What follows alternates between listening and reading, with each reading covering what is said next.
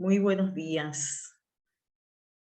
Hoy es miércoles ya, 4 de mayo del 2022. Iniciamos con la lectura de la novela La Victoria. En este día vamos a leer el capítulo 1. Esta novela, nos dice Orlando Cordero en su introducción, es una obra de ficción narrativa multifacética, multitemática y novedosa para la época en que fue escrita.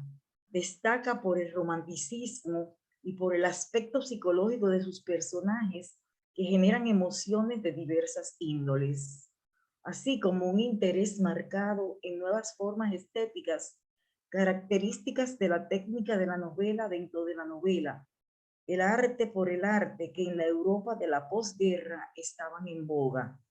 En La Victoria, el amor y el arte se confabulan y producen cierta atmósfera de purificación y apertura, de mismidad y reconocimiento mutuo. Destaca por ser romántica y a través de esa pasión coyuntural también se expresan diversas preocupaciones estéticas, simbólicas, existenciales y psicológicas. El primer símbolo que encontramos es la propia estatua, la Victoria, que a su vez es Claudia, un elemento liberador, una catarsis que reconfigura radicalmente problemas morales. Nos dice Orlando Cordero que la novela abre un espacio en donde se recrea el drama de un artista que quiere perpetuar su memoria mediante la confección de una estatua. Y ese ensueño artístico fluye de tal manera que la acción del proyecto escultórico se problematiza por su obsesión amorosa con Claudia, la esposa de su hermano Pablo. De ahí surge una ruptura y un ceremonial entre los dos hermanos en un contexto intrigante que va trazando una narrativa compleja, pero ante todo posible. Damos paso al capítulo 1, vamos a leer por capítulos, hoy vamos a leer el capítulo 1. Resuelta a ser novelista, arreglé mis bártulos y me trasladé a aquel pueblecito costero donde vivían mis abuelos desde hacía largos años. Llegué una tarde húmeda y fría, por lo que, a más de no dejarme la charla de los viejos, no pude salir de casa.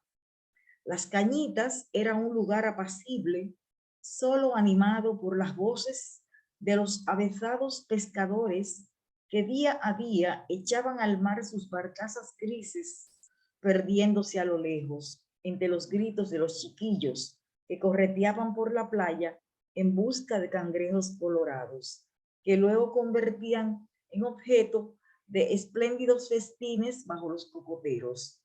Cuando pequeña, había pasado días deliciosos en las Cañitas.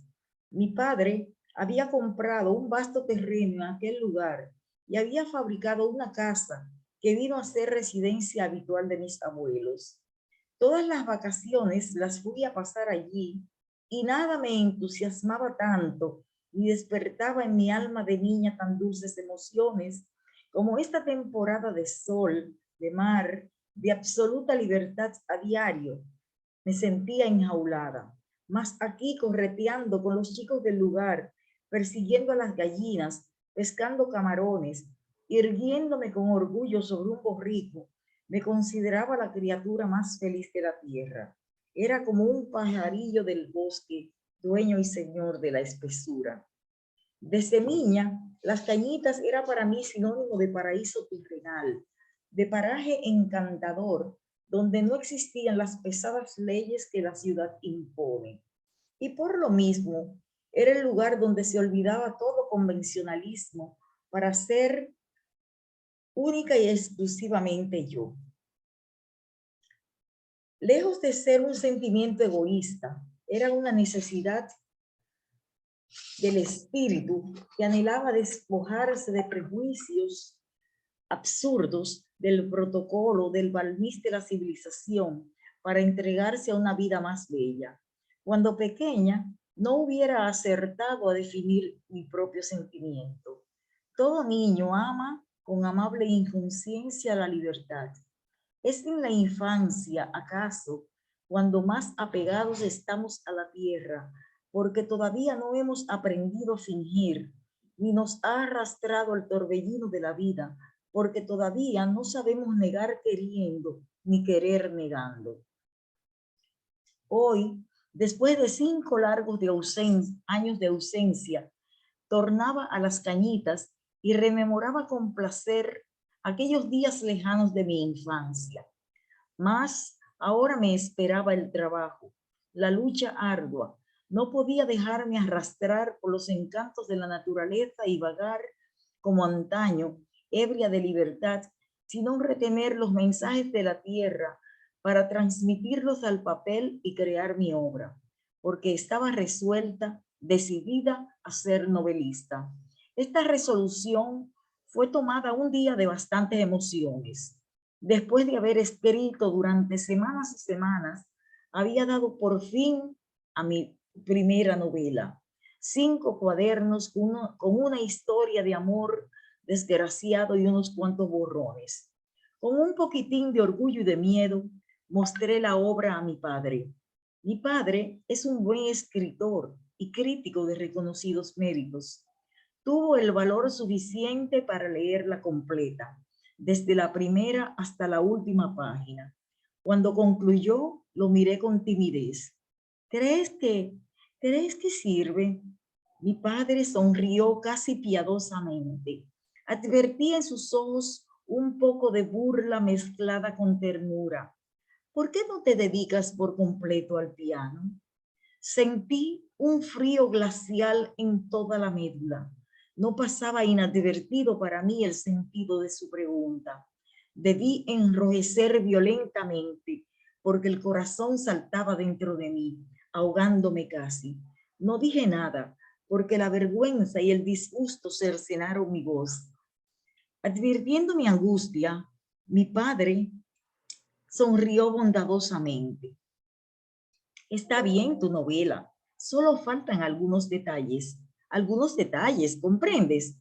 Claramente, noté su empeño por consolarme, pero la obra se hace de detalles. Es preciso construirla como se construye una casa. Necesita puertas y ventanas y zócalos y cornisas. No debe faltar un detalle porque quedaría incompleta. Yo apenas podía respirar. Detalles, detalles, detalles. ¿Cuáles eran esos detalles que faltaban a mi novela? En aquel momento no podía hallarlos. No había delineado bien los personajes, no había trazado bien el argumento, o estaba acaso en el desarrollo. Mi padre continuaba hablando, siempre en tono amable, con un visible propósito de borrar la primera impresión que causaran en mí sus palabras. Cuando yo era un mozalbete, escribí mi primera novela. Tendría poco más o menos tu edad, 20 años, y creí que estaría bien.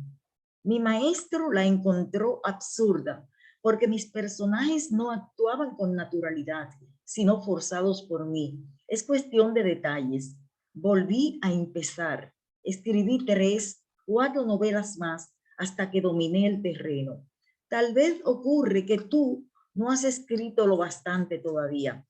Esto lo decía deliberadamente para tonificarme. ¿O era cierto? No trataba de ocultar su verdadera idea. Lo mediocre es siempre mediocre. Un talento puede comenzar con desaciertos, pero al fin logra la conciencia de su propio destino. El mediocre no acertará nunca. Había en mí un verdadero talento de escritora. Estaría ofuscada o sería que nunca llegaría a vencer mi propia indecisión. Mi padre continuaba hablando. Escucha, me dijo, escucha. Se es autor no precisamente cuando se escribe, sino cuando lo que se escribe responde a una inspiración. Pero has de darle bella forma a tu inspiración, moldearla, vestirla. Has de amarla primero dentro de ti, vivirla, y darle luego al eterno molde de las palabras.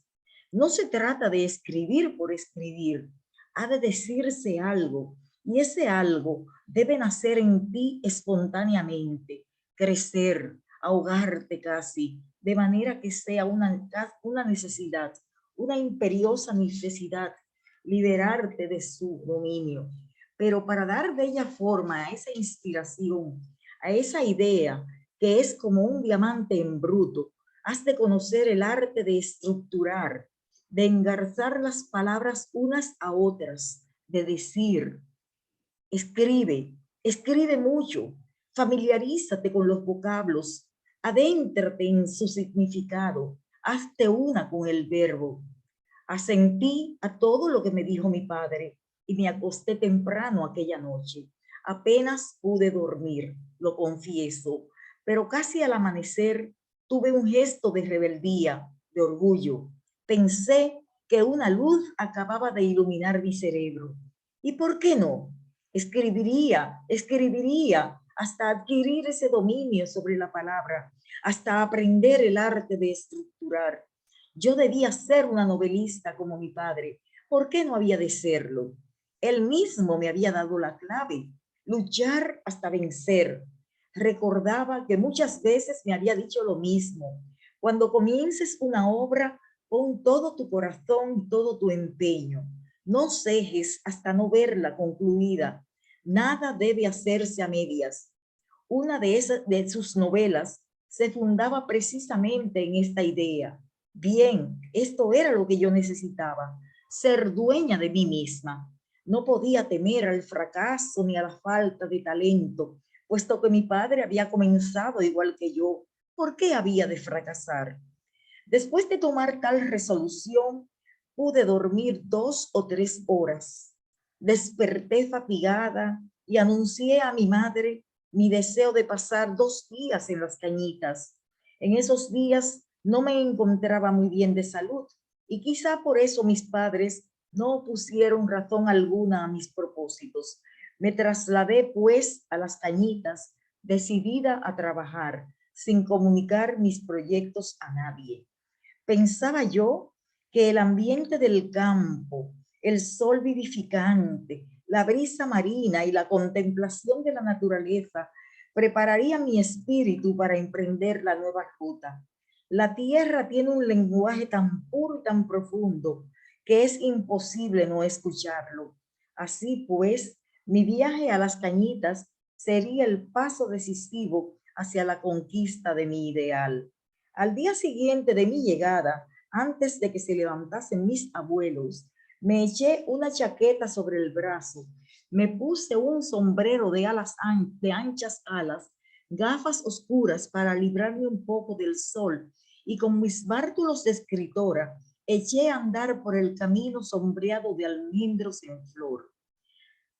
Había un silencio acogedor en aquel pedacito de mundo tan lejos de la ciudad. Sobre el espejo del mar en calma se dibujaban las graves barcazas grises de los pescadores que se habían hecho a la mar de madrugada. El cielo pálido del amanecer besaba la curva lejana del horizonte y toda la naturaleza parecía entonar su canto de salutación al sol que asomaba su disco detrás de los árboles. Un sitio ideal. Tendí mi chaqueta sobre la hierbecilla húmeda de rocío que había nacido como un florecer de esperanzas sobre un recio peñón y me acomodé lo mejor que pude, disponiéndome a trabajar enseguida. Mi pluma inició algunas líneas imprecisas. Mi imaginación daba vueltas como un corcel sin freno. ¿Cómo comenzaría? A ver, ¿sería una novela de amor? No, ya había fracasado en eso. De aventuras, tampoco. Una gran tragedia, un drama. No, no era eso precisamente. Bueno, pero entonces, ¿qué? Durante 3 días, mis esperanzas se vieron frustradas y casi llegué a abandonar mi idea de ser novelista. Parecía como si de mi cerebro hubiese huido lucidez, como si hubiese quedado de repente vacío. Al 4.º día, en el límite de la desesperación, Me eché a llorar sin consuelo. No era mi fracaso como escritora, sino esa impotencia para probar mis propias fuerzas, mis propias aptitudes, esa especie de vaciedad en que había caído de súbito, ese anonadamiento terrible en que todas mis facultades quedaban anuladas. ¿Qué obra pondría frente a mi propio ideal para cumplir con el deber de realizarlo? ¿Qué ofrecería a mi ambición para que no quedase eternamente insatisfecha? De repente sentí unos pasos cerca de mí y escuché una voz suave, cálida, a mis espaldas. ¿Le ocurre algo? Levanté la cara un tanto bochornada, pero con algo de curiosidad. Oh, permítame usted. Pasaba cerca y la he visto llorar. ¿Puedo ayudarla en algo? Miré con interés a mi interlocutor, alto, fino, dentro de unas ropas ligeramente descoloridas. Los ojos grises tenían poca transparencia, como si una gran tristeza les hubiese restado todo brillo. Una arruga profunda marcaba en su frente la huella del sufrimiento y toda su figura transpiraba dolor, como si solo de dolor estuviese constituida. La cabeza, descubierta, era una bella sinfonía en blanco. He aquí un hombre que ha vivido, amado y sufrido, pensé. Él, ligeramente inclinado sobre mí, insistió. ¿Puedo ayudarla en algo? Creo que no, creo que no. Balbucí toda confusa, enjugándome las lágrimas. ¿Me permite usted sentarme aquí un rato? No la importuno. Bueno, comencé, cohibida. Él sonrió levemente, con una sonrisa sin color, inexpresiva, casi cruel a fuerza de ser fría. No me conoce usted, es natural. Perdóneme, dijo, mientras hacía ademán de retirarse. Buenos días. Sentí como una punzada en el corazón. Aquel hombre casi anciano, delgado, grave, de ojos grises y sin brillo, me inspiró lástima. Tal vez sufría. De cualquier modo, parecía un hombre bueno, incapaz de causarme el menor daño, ni siquiera con su presencia. Quizás yo le había herido inconscientemente. Oh, no, no, espere usted, le dije en un arranque de simpatía. No quise decir eso. No me importa conocer su nombre. Me basta con verle para saber que es un caballero. Gracias. Le ruego que no se marche, continué, ya sin turbación. Siéntese y charlemos un poco. ¿Quiere? Él se sentó sonriendo de nuevo, ahora sin tanta austeridad. Por un instante creí ver en sus pupilas un destello de alegría, una leve chispa de contento. ¿O acaso fue solo imaginación mía? ¿Le gusta a usted el mar? Interrogó sin mirarme. He nacido cerca de él y no puedo sino amarle, le dije. ¿No le ama usted? No lo sé. Yo no apartaba los ojos de este hombre extraño. Mi imaginación daba vueltas en torno de él, tejiendo mil leyendas que yo misma destejía luego, mientras sentía crecer dentro de mí la simpatía que al punto de verle me inspirara. ¿Es usted español? Mi madre era una castellana acaudalada, mi padre un francés soñador, suspiró, hijo de dos tierras nobles y desangradas. ¿Vino usted hace poco tiempo? Más que venir, he huido. Se pasó los dedos por la frente. Es cruel ver desplomarse así dos patrias grandes. No podía resistirlo. Comprendo, le dije en voz baja. Es un desgarrón en la propia carne. Hubiera sido preferible. Siempre hay una esperanza, interrumpí, advirtiendo su dolor. El mundo no puede hundirse para siempre. ¿Quién sabe? Tenía la mirada fija en el mar. Yo continuaba interrogando. ¿Vive usted en Las Cañitas? Llevo solo aquí unos días. Vine invitado por un amigo, un compatriota. Este encuentro casual con usted es, podría decirse, mi adiós a esta buena tierra que ha abierto los brazos a tantos desgraciados. ¿Se marcha usted?, pregunté súbitamente contrariada. Salgo mañana para Norteamérica, dijo. He pasado muy felices días aquí, pero ¿por qué nos dejas entonces? He encontrado una oportunidad que no puedo rechazar. Representa una vejez tranquila para mí, después de tanta lucha y tanta amargura. Sin duda, había sufrido privaciones y dolores. Aquel rostro de líneas severas parecía ocultar un corazón lacerado, una angustia íntima que nunca tuvo expresión. ¿Va a residir allí? Sí. ¿Tiene familiares en Norteamérica? Una sombra cruzó por sus ojos acerados. No, ni allí, ni aquí, ni en parte alguna. Hace tiempo que vivo solo como el mundo.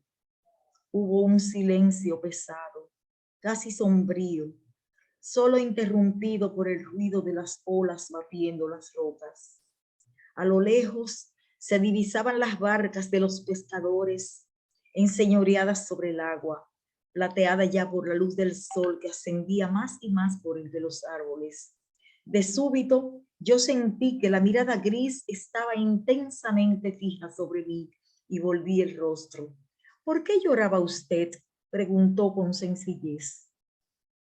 ¿Por qué?, le respondí. Nunca lo supe.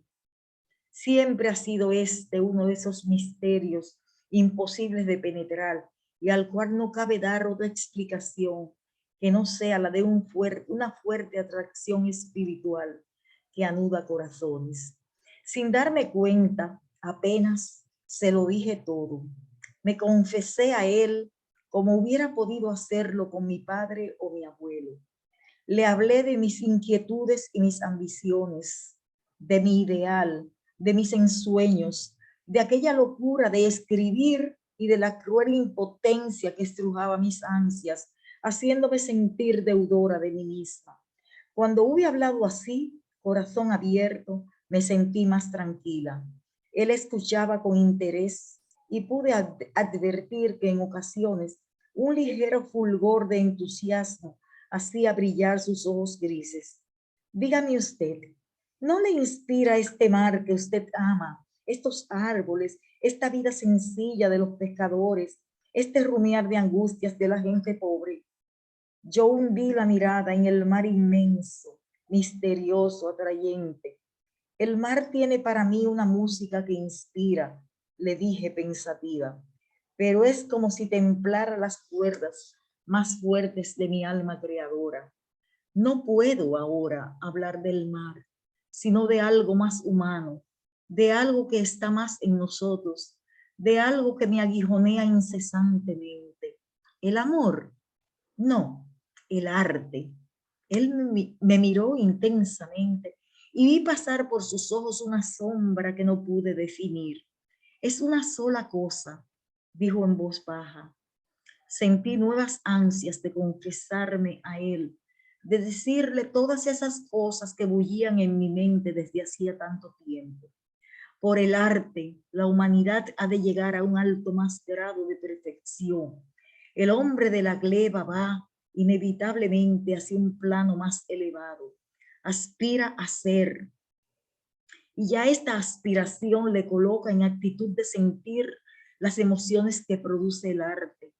No es la vida rural lo que ayuda en su ascensión, es la vida superior la que le llama y le atrae. Yo quisiera escribir una obra donde la tónica principal fuese ese gran latido del corazón humano que tanta belleza encierra, el arte. ¿No ama usted el arte? No, no respondió directamente. Hizo una serie de preguntas, una tras otra, atropelladamente. ¿Y si el mundo tiene esa armonía suprema, por qué se desploma, se hunde más cada día? ¿Por qué los hombres se matan como fieras en vez de unirse en el divino culto de la belleza? ¿Por qué cuanto más vivimos, más horrores contemplamos, asistiendo a un nuevo espectáculo de desolación y muerte? Yo no sé de dónde extraje las palabras vivas, ardientes, fogosas con que les respondí. Es como un tiempo huracanado, tempestuoso, es una transición. Luego vendrán días mejores y entre tanto el arte cimenta más y más su reinado milagroso. Es la historia de siempre, las guerras médicas liberando a Grecia, rescatando el porvenir del mundo. Después de aquellas luchas espantosas, no resurgió como un himno virtual el culto al arte. Él se levantó, dio algunos pasos en dirección al mar, permaneció un segundo silencioso, inmóvil. Luego, sin volverse, dijo: el arte es un dios y es un demonio, es Zeus y Plutón, pero hace más bella la existencia. Todo sacrificio en arte es una belleza más, arguí con calor. A veces no se ofrenda al arte una obra, sino un corazón, un amor, una vida. Yo me sentía inspirada. Esa es también una obra de arte, quizás más bella que todas, le dije. Entonces él se volvió, vino hacia mí y dejó caer una a una las inolvidables palabras. ¿Quiere usted que yo le dé una historia para su novela? Se lo imploro. Y fue así como calmé mis ansias recónditas frente a la sinfonía imponente del mar aquella mañana, clara como las pupilas de mi Salvador, pero sin brillo. Desapareció el mundo para mí y puse mi corazón más que mis oídos a escucharle. Entonces él habló. Así finaliza este capítulo número 1 de La Victoria, novela de Carmen Natalia, que fue reproducida por el Archivo General de la Nación y la compré en la pasada feria del libro en el stand del Archivo General de la Nación a 250 pesos. Pueden conseguirla allá en el Archivo General de la Nación, esta obra tan hermosa que nos lleva al deleite del arte. Carmen Natalia quiere escribir una novela y su motivación es el arte. Ella piensa que en el arte cimenta el amor, cimenta la paz. Hermoso inicio de esta novela. Doy las gracias por la feria que nos ha puesto en contacto con Carmen Natalia. Qué mujer tan de altos vuelos, sin lugar a dudas. Vamos a seguir descubriendo a Carmen Natalia. Vamos a continuar mañana con el capítulo 2 de Carmen Natalia para seguir disfrutando de esta novela. Gracias por escucharme. Es mi aporte para disfrutar de la lectura, para animar a la lectura, para que los que no tuvieron la dicha que tuve yo de ir a la feria, de comprarla, puedan disfrutarla a través de mí. Buenos días.